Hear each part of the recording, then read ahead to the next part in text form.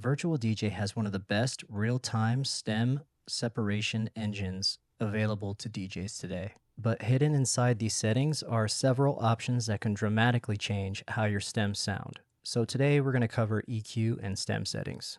We're going to explain what each one does, when you might want to use it, and what I recommend. So first up, we got EQ mode. So EQ mode is going to change the behavior of the EQ knobs.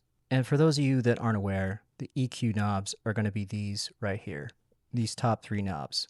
So Virtual DJ basically allows you to change what your normal EQ knobs would do. So instead of your knobs being high, mid, and low, you can control different parts of the song using Virtual DJ stem separation.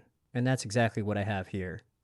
Usually you would see high, mid, and low, but since I have it on a different EQ mode, you see vocal, instrument, and beat. And so we're going to explain that.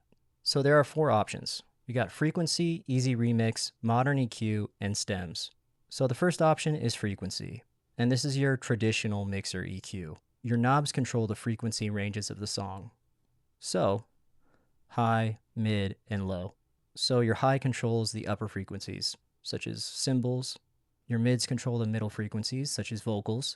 And your low knob controls the lower frequencies, which is going to include your kick drum and your bass and your sub. So if you're used to using the Pioneer CDJs or any other type of club professional setup, this is going to feel completely normal. There's no stem separation involved here. You're simply cutting or boosting frequencies. So for DJs who want traditional EQ mixing, frequency is going to be your safest option. But Virtual DJ gives us some much more interesting choices as well. The next option is Easy Remix. And honestly, this is my favorite option. So this is where Virtual DJ is going to start replacing traditional EQ bands with stems. So instead of high, mid, and low, your controls become vocal, instrument, and beat. I can turn any of these stems down and allows me to create mashups easily on the fly. So let's give you an example. It was a clear black night, a clear white moon.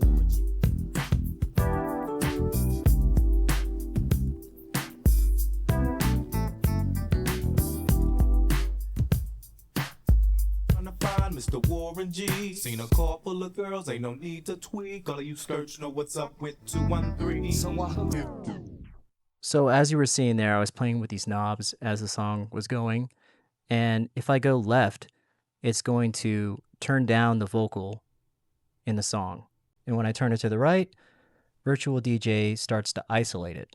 And I really like this option because it gives me manual, precise control over my stems, as opposed to just pressing a button on my pads where it's going to cut it abruptly. It allows me to fade it out gradually. And that is really, really useful. And so I absolutely love this setting. So if you want really precise control over your stems for mashups and live remixing, this is definitely the best EQ mode. So the next EQ mode is going to be our modern EQ.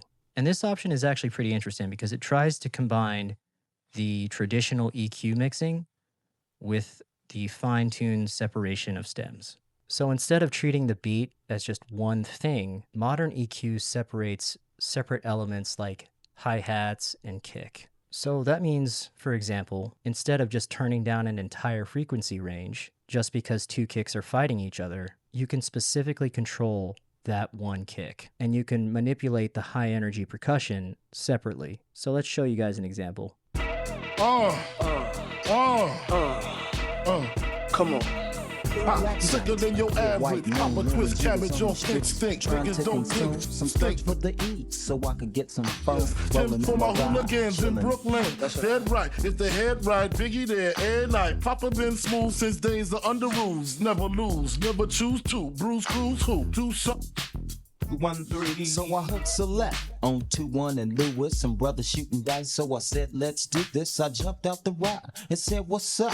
Some brothers pulled some gas, so I said, I'm stuck. These girls pick. So Virtual DJ describes this as giving you the traditional benefits of EQ mixing with a little undertone of the stem separation model behind it as well, combined into one. But again, my favorite option for EQs and mixing stems live is going to be the Easy Remix, mainly because I want to have more control over the vocal.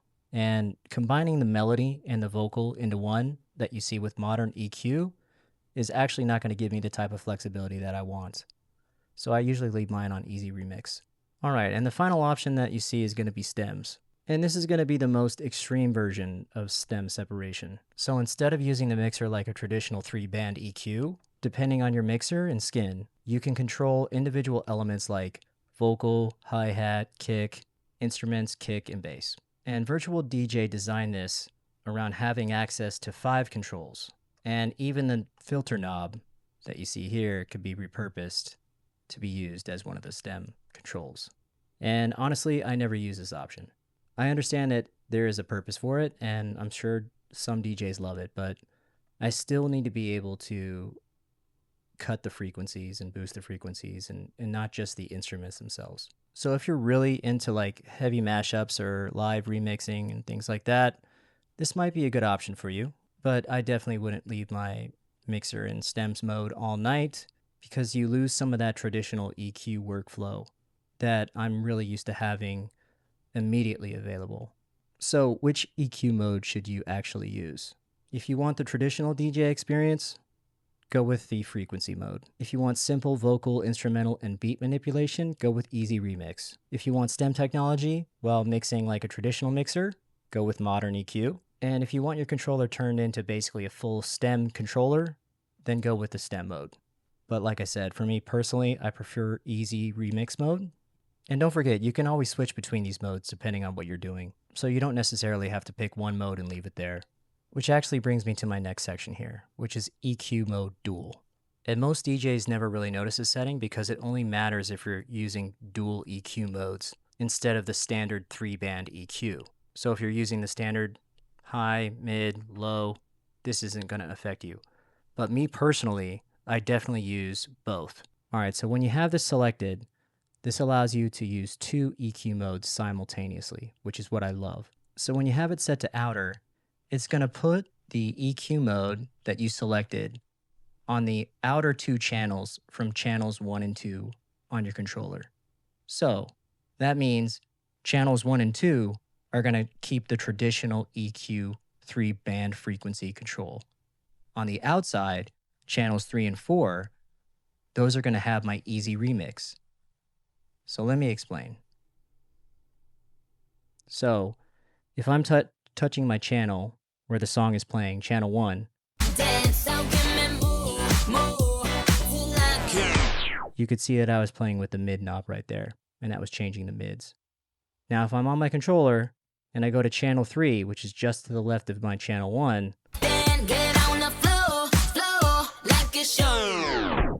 you could see that it went from mids to instruments. That's because channel 3 is now going to have my easy remix option. So it allows you to use both modes at the same time. And depending on whether you have it set to inner or outer, it's going to put that special EQ mode on channels 1 and 2 or channels 3 and 4. So hopefully that makes sense. Let's say if I go ahead and change this to inner.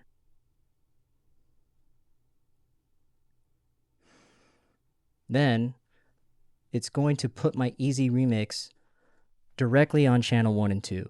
So I'm going to press this.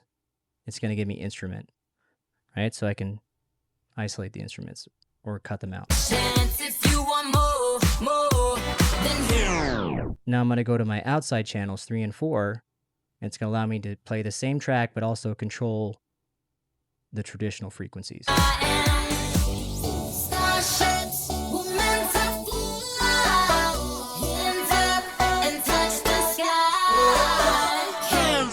And so basically it allows you to use this channel that you aren't currently playing a track on in order to expand the functions of the EQ modes so you can use them together at the same time, which is something I absolutely love.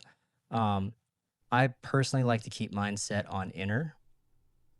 So if I go here, you can see that basically it's going to have my easy remix mode on the inner channels 1 and 2, and then traditional EQ settings on the outside channels 3 and 4, which is really cool.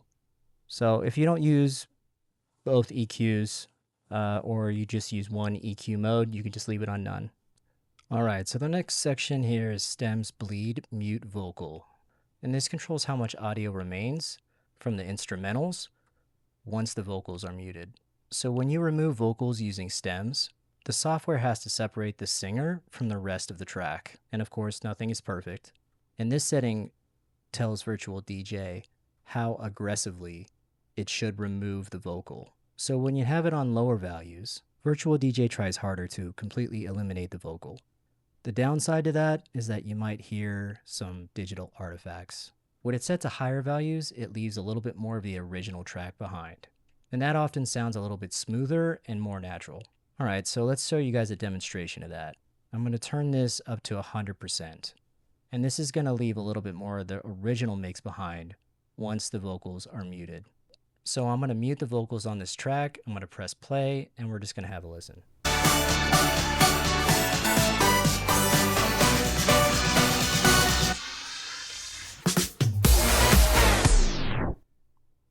All right, and now I'm going to go ahead and switch it over to 0%.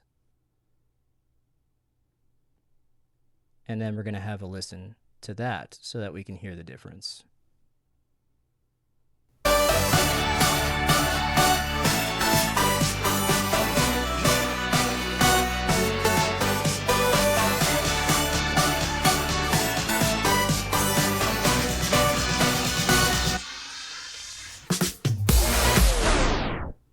All right, so yeah, you could definitely hear the difference. Obviously, when it's set to the lower value, it really does a good job of clearing out all the vocal. And so what happens is you get these extra sounds or digital artifacts that kind of come up once you remove the vocal. But you could definitely hear the difference between the two settings. For me personally, I just leave it on default. And so I believe the default for that is going to be 80%. So the other setting here is going to be stems, bleed, mute, instrumental. And this is basically just the opposite setting of the one that we talked about before. But instead of removing the vocals, you're removing the instrumental. And again, VirtualDJ gives you the option to give it a little bit more cleaner isolation versus more of a natural sound. So let's go ahead and give you an example. I'm going to put this down to 0. And then we are going to remove the instrumentals this time, and we're going to have a listen. Cause we're so high. Let's do this one more time. Starships were meant to fly. Hands up and touch the sky. All right, so since it was set at a lower value, VirtualDJ is going pretty aggressive with removing all of the instrumental frequencies. So let's go ahead and switch that up. Let's take that same setting and put it up to 100%. Press apply. We're going to make sure that the instrumental is muted, and we're going to press play and have a listen. Hands up and touch the sky. Can't stop, cause we're so high. Let's do this one more time. Starships. All right, yeah, you can definitely hear the difference there. Since it was set at a higher value, you can hear a little bit more of the vocal itself. Some of the background vocals coming in there for a little bit more smoother, more natural sounding isolation. And for this, again, I just typically leave it at 30%, which is the default for this setting. All right, so this next section here is stems, bleed, only vocal. So this only affects situations where you've removed everything except the vocals. So it's a very specialized setting, but if you use acapellas for mashups, this may be worth experimenting with. So let's show you an example. I'm going to isolate the vocal, and then I'm going to press play, and then I'm going to go and play with the setting there so that you can hear the difference. And touch the sky. Let's do this one last time. Can't stop. We're higher than a mother. Can't stop, cause we're so high. Let's do this one more time. Starships were meant to fly. Hands up. So I'm sure you heard a little bit there of the difference between going from 0 to 100%. 0 is going to really, really aggressively isolate that vocal so that there isn't any other frequencies that are coming in. It's just the one singer, Nicki Minaj, and her voice. And when I bumped it up to 100%, you can hear a little bit more of the other frequencies, like the background vocals. And yeah, it wasn't just that one separate frequency for the singer. And so this next section here is going to be stems bleed only instrumental. And this is going to be pretty much the exact opposite of the previous setting. And it is going to determine how aggressively Virtual DJ is going to create an instrumental only stem. So I'll go ahead and play with the settings here, go from 0 to 100% so that you guys can hear it. We're going to isolate just the instrumental here.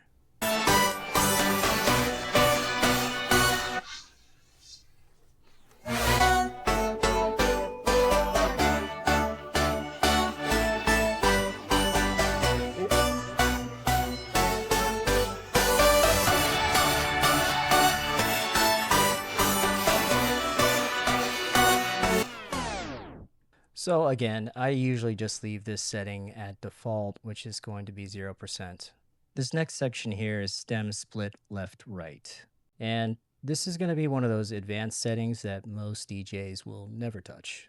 So in some songs, some stems like vocals or melodies might be panned a little bit left or a little bit right. And if you process stem separation separately for each channel on the left and right, sometimes that can improve separation. But it can also produce digital artifacts in the track as well, depending on the source material. I really have never had the need to go that deep into the processing.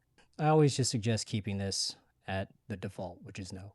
And remember, no stem separation software is perfect, and every song is mixed differently. So if one song has a little vocal bleed, that doesn't mean that your settings are wrong. It usually means that the original mix is just a little bit more difficult to separate. But the best approach is kind of using these tools to fine tune and not really trying to get the perfect settings for each song.